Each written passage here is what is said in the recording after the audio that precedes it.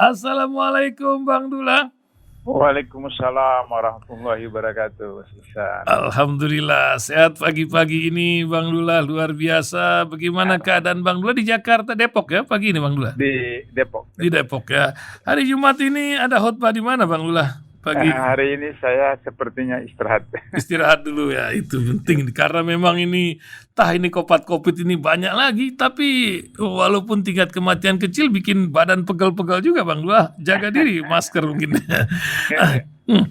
Bang Dula ini banyak cerita. Negeri kita ini nggak pernah habis cerita. Ya kadang-kadang sandiwaranya lucu-lucu gitu Bang Dula. Kemarin itu ada peristiwa di Duren 3, kalau kata tadi saya baca berita dari Bonaparte bilang ini sebenarnya kasus enggak masalah, ini cukup polisi biasa bisa periksa ini, tapi menjadi rame karena menyangkut petinggi Polri Sambo yang juga ada komentar lah, ini ada hubungan sama Mubahala HRS atau tidak nih. Tapi ya kalau hubungan kan cocokologi ya bisa-bisa lah begitu ya. Apa yang Bang Dula lihat ini, belum lagi urusan KPK yang kemarin wakil ketuanya cepat-cepat mengundurkan diri sebelum berlanjut kepada sidang-sidang selanjutnya. Bang Samad sampai bilang, tak bisa begitu, mesti berlanjut. Tapi kan dunia ini penuh panggung sandiwara gitu. Apa yang Bang Dula ingin soroti dari peristiwa dua cerita ini dulu gitu? Silakan Bang Dula. Yang pertama soal polisi, tembak polisi di rumah polisi, kemudian polisi masuk, tukar CCTV, kemudian kasih garis polisi dan periksa polisi. Jadi polisi dengan polisi. Saya sedih karena pertama saya sudah pernah cerita dulu bahwa saya punya 2 adik ipar kandung itu polisi. Jadi saya sedih. Meskipun mereka sudah pensiun. Yang kedua, 8 tahun saya di KPK, saya berkenalan dengan beberapa perwira jenderal polisi dan polisi yang baik-baik seperti itu. Kasus seperti ini membuat saya sedih. Jadi saya lihat kok mirip-mirip kasus kilometer 50 begitu. Jadi saya karena mantan wartawan, jadi saya selalu menggunakan kaidah wartawan dalam menelisik satu peristiwa yang disebut dengan 5W 1H. 5W 1H. Jadi W pertama itu adalah what, apa yang terjadi, yaitu peristiwa penembakan. Kemudian who, W yang kedua, siapa, ya, antara Jenderal Bintang 2 dengan satu perwira polisi atau prajurit polisi. Kemudian W di mana? Di rumah jenderal polisi. When? Ya beberapa hari lalu. Kemudian why? Mengapa? Ini. Lantas kemudian cerita di TV, kemudian di medsos karena brigadir itu melakukan pelecehan kepada istri jenderal. Sehingga kemudian marah itu jenderal. Kemudian jenderal itu terjadi tembak-menembak, maka brigadir itu meninggal. Nah, dalam teori jurnalis itu 1H, bagaimana kejadian itu. Nah, sekarang kita lihat satu persatu sebagai orang jurnalistik dan mantan KPK. Kalau misalnya, proses pelecehan seksual, maka kemudian dalam hukum Islam itu menuduh orang melakukan perzinahan harus diajukan 4 orang saksi yang melihat penis laki-laki masuk ke dalam vagina perempuan. Dan itu tidak mungkin hal seperti itu. Bisa saja kalau pakai CCTV dan seterusnya.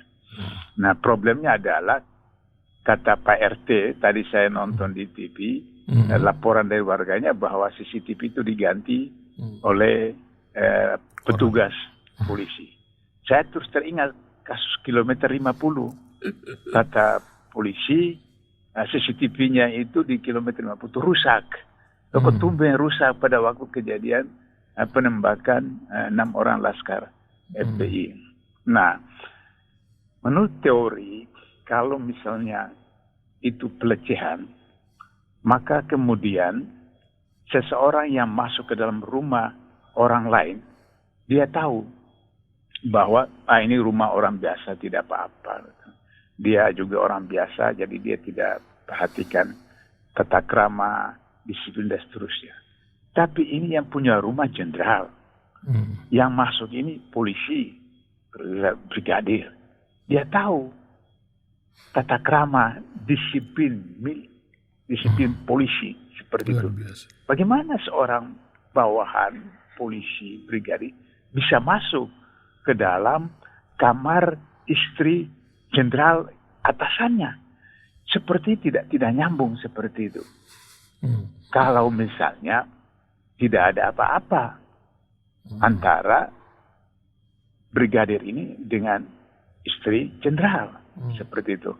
Nah, jadi seperti kisah-kisah cerita zaman-zaman dulu antara ajudan dengan istri panglima, istri bos, seperti itu. Nah, karena itu maka harus dilakukan pemeriksaan, penelitian, pengkajian yang secara terbuka. Nah, memang ini merupakan aib dalam internal polisi, aib memang. Tapi kalau polisi mencoba menutup aib ini sampai bertimbun aib, maka seperti air bah. Ketika kita halangi jalannya air, jalannya sungai, jalannya banjir, maka kemudian sudah tidak bisa, bah itu habis. Saya ingat waktu di KPK ketika kasus seorang penyidik KPK dari polisi. Dia melakukan suatu proses pemerasan terhadap saksi. Ini tahun 2005 ini. Saya kemudian mendatangi ketua KPK waktu itu, Taufik Rahman Ruki. Beliau mantan polisi jenderal pernawiran. Saya bilang, Pak Taufik, Pak Ketua, ini kesempatan untuk Pak Ketua membersihkan nama baik polisi. Nah, Bapak mantan jenderal polisi, purnawirawan polisi, dan yang melakukan pelanggaran ini adalah juga polisi. Nah, harus tegakkan supaya dengan begitu nama baik KPK dan kemudian polisi juga baik. Kata beliau, oh iya, pimpinan sudah putuskan, harus ditangkap. Dan kemudian teman-teman mereka sendiri berangkat ke Bandung, ditangkap, diproses, dan dijatuhi hukuman, saya lupa 7 tahun atau berapa tahun. Jadi, sekarang ini, saran saya kepada institusi polisi, kalau Pak Kapolri ini sedang coba untuk menciptakan nama baik pribadinya dengan beberapa program-program kegiatan untuk mencitrakan nama baiknya beliau pribadi, maka hendaknya juga memperbaiki citra institusi kepolisian, yaitu dengan cara transparan, terbuka, dan seterusnya. Maka kemudian akan terjadi perbaikan-perbaikan. Misalnya, harus kemudian sanksi yang diberikan kepada semua pihak yang terkait. Sebab kalau misalnya tembak-menembak, maka kemudian hanya luka di mana, kemudian mati, autopsi, mati, dan seterusnya. Tapi kalau kita lihat keterangan ibunya korban ini, bahwa ada seperti indikasi penganiayaan.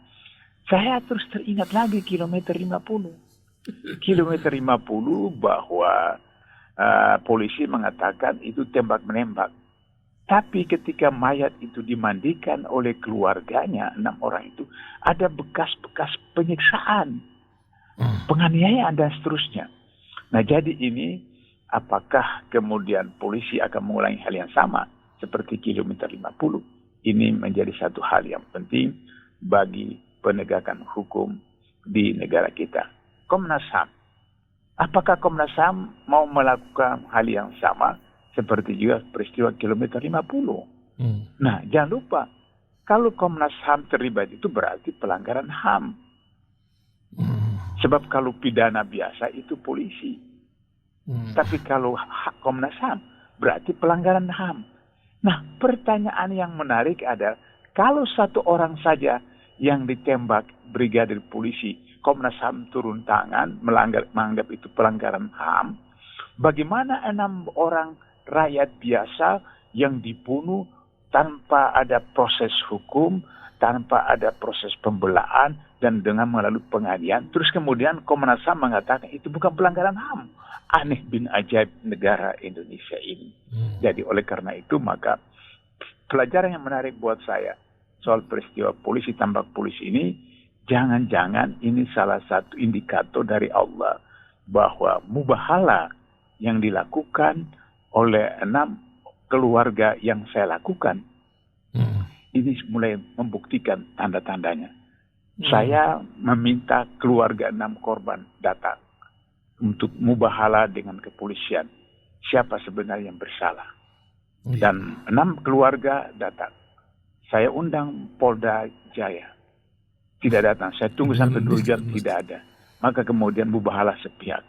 Maka keluarga dari 6 orang itu bermubahalah dengan intinya adalah jika anak kami bersalah, maka kami bersedia mendapat kutukan dari Allah dunia akhirat. Jika tidak, maka Allah berikan kutukan kepada mereka yang menganiaya anak kami. Jangan-jangan ini adalah salah satu indikator daripada mubahalah yang dilakukan oleh keluarga 6 orang korban atau mubahalah yang dilakukan oleh HRS ketika beliau disalimi seperti itu. Nah, ini kita kembalikan kepada Allah dan kita cuma sarankan agar penegak hukum melakukan proses dengan baik agar supaya terjadi transparan, penegakan hukum dan masyarakat bisa mendapat keadilan. Baik, itu pertama Mas. Tuan. Masalah KPK ini wakil nih, Bapak Samad bilang. Yang kedua, ini menarik. Soal wakil ketua KPK, Dewan Pengawas mengatakan bahwa dihentikan karena yang bersangkutan mengundurkan diri. Ini adalah satu kelemahan dari SOP kode etik di KPK. Dan saya ketika menjadi penasihat KPK, 10 kasus pelanggaran kode etik yang dilakukan oleh pegawai KPK. Dari 10 kasus itu, 6 kasus saya ketua majelis kode etik dan 4 sebagai anggota. Ada 2 orang, ya, 1 orang suami, 1 orang istri. Suami dengan suami pegawai KPK laki-laki ini dengan perempuan pegawai KPK juga sudah bersuami. Mereka kemudian semacam tanda petik ya selingkuhan. Dan kemudian sesuai dengan kode etik di KPK harus diproses, disidangkan dalam pemeriksaan. Lantas kemudian sebelum disidangkan mereka 2 mengundurkan diri dari pegawai KPK. Maka saya katakan tidak bisa, tetap diproses. Karena jika tidak diproses oleh majelis kode etik akan berlaku di mana saja. Di KPK, di instansi lain apa segala macam, melakukan perbuatan pidana, korupsi apa segala macam, udah mengundurkan diri, berhenti, sehingga kemudian tidak kena hukum. Karena itu saya tetap melakukan persidangan. Saya panggil mereka dan saya berikan ancaman. Kalau mereka tidak menghadiri sidang majelis kode etik yang saya lakukan, maka mereka saya pastikan tidak diterima kerja dimanapun di Indonesia. Karena kami akan sampaikan kepada semua perusahaan, semua instansi bahwa orang ini tidak boleh bekerja, diterima kerja karena mereka melakukan pelanggaran kode etik. Akhirnya dua-dua datang.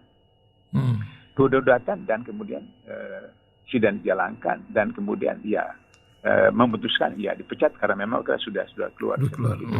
Maksud saya bahwa kalau misalnya wakil ketua KPK ini mengundurkan diri supaya terbebas dari sidang kode etik, maka nanti hal yang serupa akan dibuat oleh siapa saja, tidak hanya di KPK, mana-mana saja seperti itu. Satu. Yang kedua, yang dia lakukan ini adalah pidana. Dalam pasal 7 huruf besar B, Undang-Undang 3199, Yunto Undang-Undang nomor 20 tahun 2001 dan tindak pidana korupsi, yang disebut dengan gratifikasi adalah penerimaan sesuatu oleh penyelenggara negara dan PNS dalam kaitan dengan pelaksanaan tugasnya. Nah, beliau mendapat fasilitas nginap dengan tiket pulang pergi Jakarta, Mataram, menghadiri motor yang balapan di Mataram. Nah, itu menurut undang-undang tindak pidana korupsi, kalau dalam waktu 30 hari tidak melaporkan ke KPK itu dianggap suap. Dianggap suap. Kalau nilainya di atas 10 juta, maka dia harus buktikan kepada KPK bahwa itu bukan suap. Kalau nilainya di bawah 10 juta, maka KPK akan membuktikan bahwa itu suap. Jadi, kasus dia sudah melebihi 30 hari. Maka itu bukan lagi soal kode etik. Itu sudah pidana.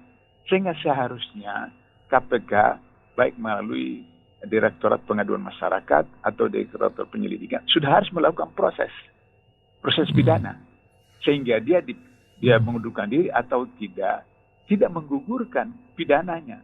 Jadi Dewan Pengawas itu tidak memprosesnya karena orang itu sudah mengundurkan diri sehingga dia bukan lagi orang KPK. Tetapi KPK sebagai lembaga hukum, penegak hukum, dia harus memprosesnya, yaitu Direktorat Penyelidikan atau minimal Direktorat Pengaduan Masyarakat melakukan proses penyelidikan. Nah, sampai kemudian akhirnya diserahkan kepada pengadilan untuk memproses itu. Kalau misalnya KPK betul-betul mau menegakkan hukum dan KPK memperbaiki citra yang sekarang sangat merosot jauh. Setiap tahun selama puluhan tahun itu belasan tahun KPK selalu ranking pertama di dalam penilaian kepercayaan masyarakat. Hari ini nomor 4, turun luar biasa karena pimpinan KPK sekarang betul-betul tidak bisa melaksanakan tugas karena sudah berorientasi kepada politik praktis digunakan oleh kelompok-kelompok tertentu untuk menghancurkan KPK. Itu Mas Ihsan tentang soal Wakil Ketua KPK. Nah, masih ada waktu nih, Bang Dullah. Ini rame-rame ini peristiwa. Dulu kita kenal Ceylon, sekarang Sri Lanka. Sebuah potret di Timur Tengah pun peringatan buat berbagai negara. Apa yang Bang Dullah bisa lihat dari Hang Heng Hong di Sri Lanka sana? Silakan Bang Dullah. Ini menarik karena utang luar negeri Sri Lanka cuma 600 triliun. Oh. Kita punya utang itu utang pemerintah 7.000 triliun. Utang BUMN itu 6.000 triliun. Utang swasta 4.000 triliun. Jadi utang kita itu 17.000 triliun. Jadi berapa puluh kali lipat daripada Sri Lanka. Nah, Sri Lanka ini hanya 600 triliun. Kemudian bahan-bahan kebutuhan sehari-hari itu bensin lain-lain itu seperti itu naik sehingga kemudian rakyat ngamuk.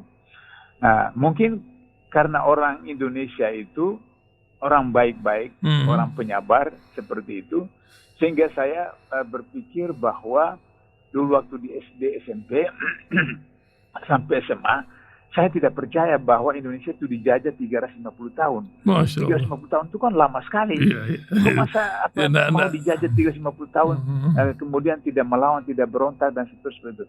Tapi hari ini saya menyaksikan kondisi rakyat, kondisi bangsa, saya percaya bahwa kita dijajah 350 tahun. Karena kita sudah 77 tahun merdeka, masih seperti begini.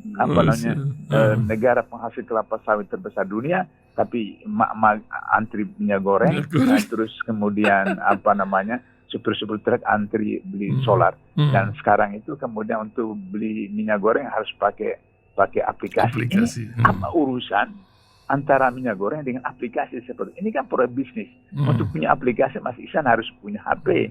Berarti toko HP yang akan laku alat-alat elektronik harus laku seperti itu. Nah, jadi oleh karena itu maka ada satu kesalahan besar yang dipahami oleh masyarakat dan kemudian pembohongan yang dilakukan oleh pemerintah, yaitu bahwa Sri Mulyani pernah mengatakan Jepang itu lebih 100% daripada pendapatan negara, utangnya seperti itu. Begitu juga Korea, begitu juga Amerika sampai lebih 100% dari PBD-nya, dari pendapatan negara. Ini aku lupa bahwa kalau Jepang 99% utangnya itu utang kepada rakyat. Nah, karena utang kepada rakyat, maka kemudian uang-uang itu tidak keluar negeri Jepang, di dalam negeri saja. Kalau kita utang ke luar negeri, utang ke luar negeri itu kita harus bayar dengan dolar. Kalau kita bayar dengan dolar, dolar itu dapatkan daripada ekspor. Nah, kalau ekspor, katakanlah $1,000 US, maka kita punya dapat dolar. Tapi dolar itu masuk bukan ke kas negara. Kenapa? Karena yang ekspor itu bukan pemerintah. Yang ekspor itu oligarki. Yang ekspor itu pengusaha-pengusaha. Jadi dolarnya masuk kepada mereka, bukan kepada pemerintah. Nah, sehingga bagaimana kita mau bayar utang itu? Tidak bisa, karena kita tidak punya dolar, karena bayarnya harus dengan dolar. Nah, indikator bahwa kita tidak bisa membayar utang itu adalah dari APBN. Kalau APBN kita surplus, maka kita punya kelebihan untuk bisa bayar ke luar negeri dengan dolar. Tapi sudah sekian tahun ini, pada periode terakhir Jokowi, kita APBN selalu defisit. Sehingga dengan begitu maka tidak bisa kita bayar utang seperti itu. Nah, oleh karena itu maka aneh bin ajaib, kemarin misalnya Menteri Perdagangan itu ditugaskan untuk turunkan harga minyak goreng, tapi kemudian kampanyekan minyak goreng kemudian itu supaya pilih anaknya jadi anggota DPR 2024. Ini aneh bin ajaib. Loh, itu berarti bahwa menteri, kabinet, presiden tidak tahu apa penyebabnya ini minyak goreng susah. Nah, kan ditelusuri saja. Kenapa minyak goreng susah? Nah, berarti dua hal. Diekspor atau kemudian produksi. Kalau diekspor, maka kemudian kebijakan ekspor dibatasi. Hanya sekian persen. Kalau produksi, kenapa tidak produksinya apa bahan baku, apa sama? Tidak mungkin. Jadi penyelesaiannya sangat sederhana. Tapi kemudian terus sekarang untuk minyak goreng harus pakai aplikasi dan seterusnya. Nah, jadi saya hanya ingin ingatkan kepada masyarakat, kalau masyarakat tetap diam seperti ini terus, maka kemudian kita akan mengalami nasib yang lebih parah dari Sri Lanka, karena kemudian nanti kita dijajah, kemudian kita mau belanja apa saja ditentukan oleh orang asing, dan kemudian akhirnya kita betul-betul punya kekayaan dihabisi oleh mereka, kita punya sarana-sarana sumber daya dihabisi oleh mereka, dan kita lebih parah lagi pada waktu Belanda dan Jepang. Jadi saya berharap bahwa masyarakat harus ingatkan pemerintah, ayo cepat, jangan sampai kemudian terulang seperti kasus Sri Lanka. Saya kira itu. Iya, terima kasih. Iya, memang betul, Bang. Tapi Bang Dullah ini kan tidak ada rencana jalan-jalan ke Singapura kan, Bang Dullah kan? Dekat ini, enggak ya? Saya sebenarnya kalau sudah saya vaksin, saya mau tes. Oh, masuk. Bisa nggak saya masuk Singapura? Oh, begitu. Ya, mau tes saja. Karena kalau Raja paksa bisa itu masuk Singapura. Entah dipaksa atau gimana. Kalau Ustadz Somad tidak. Saya pengen tahu kalau Bang Dullah itu bisa nggak ya? itu makanya saya coba teman-teman bilang. Kan Halimah Presiden Singapura itu kan kadernya Pak Abdullah. Oh. Halimah itu memang kader saya. Presiden Singapura sekarang. Kenal dekat ya Bang Dullah? Saya training dia waktu tahun 76 kalau tidak salah. Saya buat training di Singapura dan dia salah seorang pesertanya, Halimah ini. Ya. Tapi saya bilang kan itu berarti KKN kan nanti seperti itu. Oh iya. Tapi saya mau tes imigrasi aja nanti kalau sudah tidak ada vaksin saya mau lewat Batam gitu. Singapura. Karena sudah 2 tahun juga saya nggak ketemu cucu-cucu di Malaysia. Oh, di Malaysia, Masya Allah. Semoga sehat selalu. Luar biasa. Terima kasih Bang Dullah. Pagi hari ini telah membuat suasana Jumat ini tambah semangat pendengar di berbagai tempat. Assalamualaikum Bang Abdullah. Waalaikumsalam warahmatullahi wabarakatuh.